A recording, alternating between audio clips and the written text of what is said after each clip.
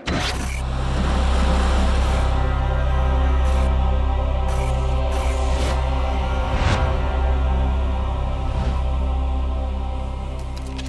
strange thing about Alex Gibney's documentary on the Church of Scientology, he interviewed no actual Scientologists. In fact, for the 2 years he spent secretly working on the video, Alex Gibney went out of his way to avoid contacting the church, visiting a church, or speaking to any of its members. Instead, choosing to interview a small group of individuals he well knew were expelled by the church for malfeasance, incompetence, and violence. In other words, precisely the sort of people that don't represent the church. It wasn't until his film was in the can that Alex Gibney even bothered to mention it to the church. The church immediately responded. On November 6, 2014, church officials sent him this letter, asking for any specific allegations and who made them, but no response from Alex Gibney.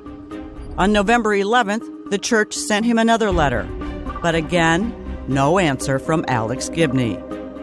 November 14th, another one. Again, no response. December 16th, no answer. December 24th, no answer. January 7th, no answer. January 13th, no answer. January 16th, no answer. 2 on January 20th, no answer to either one. January 21st, no answer. January 23rd, nothing. A dozen attempts to reach Alex Gibney, no response.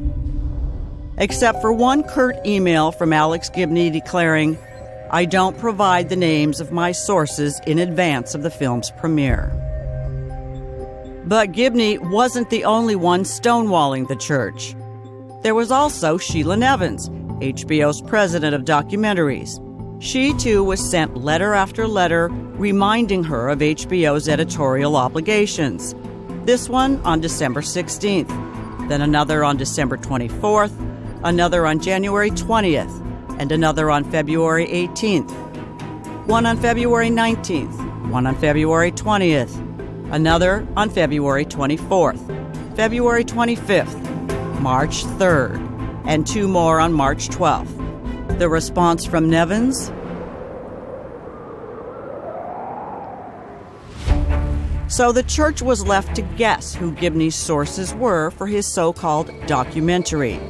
The only clue being that it was based on a book by Gibney's pal, Lawrence Wright. A book that had long been discredited by such falsehoods as Wright quoting as a source someone who had actually never been interviewed or even heard of Wright. Nevertheless, guessing at which of Wright's disreputable and discredited sources might appear in his buddy's film, friends, families, and former colleagues also sent letters, asking HBO to listen to them because they had evidence utterly refuting the credibility of Wright's sources that might now be Gibney's actors. There were even letters from the church's attorneys, who played integral roles in the church's many legal victories against religious discrimination. But all of these requests from the church, its attorneys, and its parishioners, 4 dozen in all, fell on deaf ears, without a single response or answer from Gibney or Nevins. However, there was one communication less than 2 months before the film's first scheduled showing, not from Gibney or Nevins, but from an HBO lawyer. If you have individuals with first-hand knowledge who were personally involved and are willing to share their experiences, we encourage you to make them available immediately. But because both HBO and Gibney still refused to tell the church any content of the film, the church again had to guess at who might be personally involved and have first-hand knowledge of what Gibney was keeping a mystery. Nevertheless, the church wrote back, accepting the offer.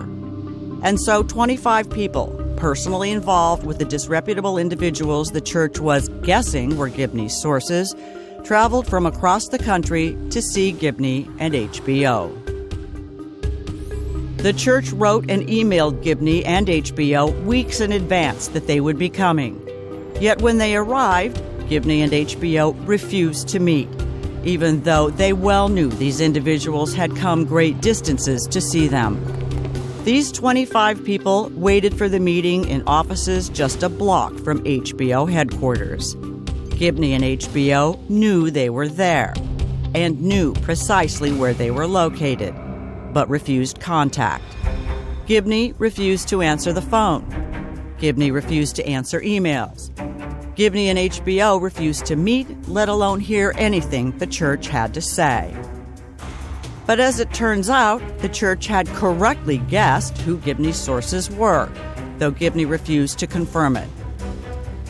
The 25 people Gibney refused to meet couldn't have been more relevant in responding to Gibney's one-sided hatchet job. The wife and daughter of Mike Rinder, Gibney's primary source, a family he abandoned and a wife he beat up and put in the hospital after she tried to reconcile. The wife of Marty Rathbun, who he abandoned after putting a fist in her face. And the wife of Tom DeVocht, who he dragged across the ground by her hair after being caught out on a criminal $1 million real estate scam. 3 violent men expelled from the church for their misconduct, quoted without scrutiny by Alex Gibney.